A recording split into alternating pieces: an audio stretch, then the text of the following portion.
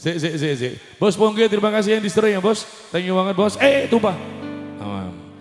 Janjane iki mau salah. Kok nganti sliramu mekatake tresno.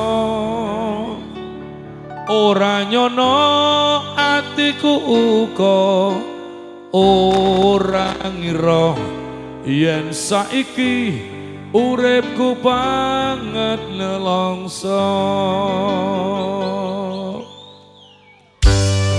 Nek kowe duwe rasa kok perasaanmu kaya nelongso, aja cilik ati. Mergone kowe isih duwe sing maha kuwasa. Sambaton karo sing maha kuwasa. Yen kelingan marang sliramu wong ayu, kaya rinu rujet jroning atiku. Jaman biyen-biyene aku katon apa, saiki ne aku iki katon apa. Ben semono sliramu nate prasetyo, bunga susah dilakoni kanthi lila. Mula aku ra ngira yen sliramu citra ninggal krama milih karo priya liya. Ayo nyanyi bareng-bareng ya.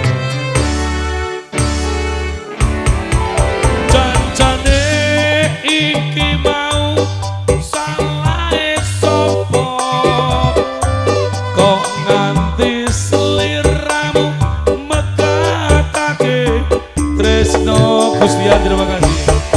Ora nyono atiku uga ora ngira yen saiki uripku banget nelongso. Wong ayu mung walingku breng sliramu, aja teko welaso putra putrimu.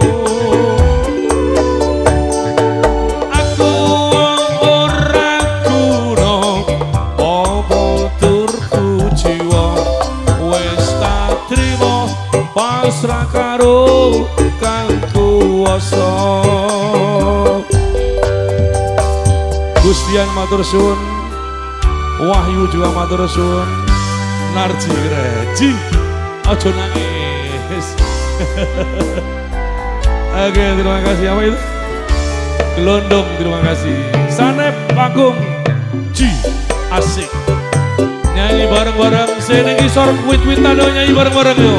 Ji loro telu janjane. Wah, adem nak kene ya.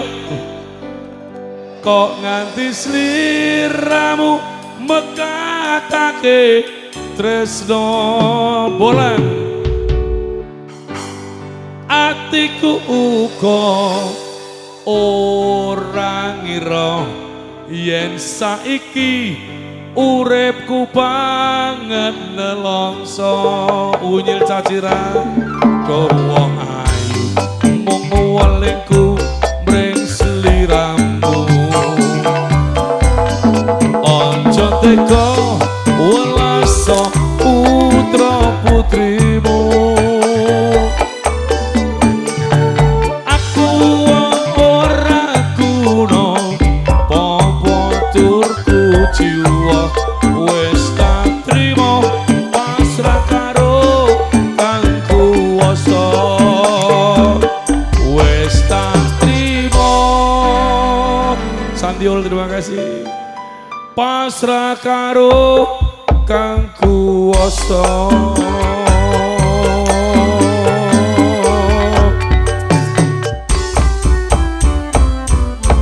Pas jam 3. Kita istirahat dulu, insya Allah